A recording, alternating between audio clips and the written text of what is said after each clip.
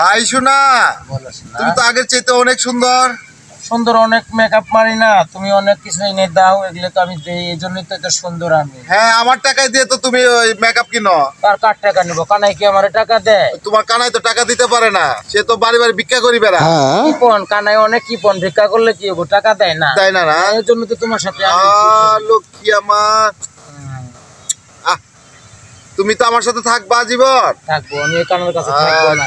না কানা আমাকে কিচ্ছু দেয় না, তাই শুধু খালি গালাগালি পারে। কানা আসার কিন্তু টাইম হয়ে আসছে, বুঝছো? এখন কানা আসবে, সেটা দাওয়াত খাইতে গেছে। হ্যাঁ ঠিক আছে, দাওয়াত খেতে সময় হয়ে আসছে। এই রাস্তায় আসবে? এই রাস্তা দিয়ে আসবে। ও আচ্ছা, তাহলে ঠিক আছে। তাহলে আমরা এখন কি করতে পারি? আসো, আমরা তোমার মনে তোমার আমি পাঠাই দিতেছি, খারাপ কিছুক্ষণ থাক। আরে শালার বাড়ি আলি রে, টাডমিগিরি আমাকে লেখা পাঠায় দিছে দাওয়াত খাবার। দাওয়াত খাবার পাঠাইতে বালাই করছে, আমি ওর ভাগেটা শুইতে খাসি।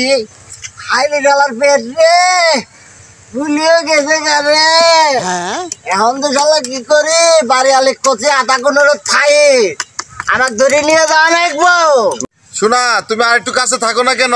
চুপ চুপ চুপ চুপ চুপ, কানাই আসছে, কানাই আসছে। কো কো চুপ চুপ চুপ চুপ চুপ। আরে জালার বুড়ি রে, কখন কষি এখন কি করবো আমি? আইরে শালা রে, আধা গুণারও থাকবেন কষি। আইরে হাই, পেটটাই তো আর বাঁচি না।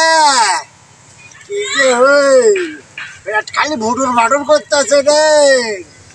আইরে শালার বুড়ি রে, না আল্লাহ কমায় নে বাতাসটা।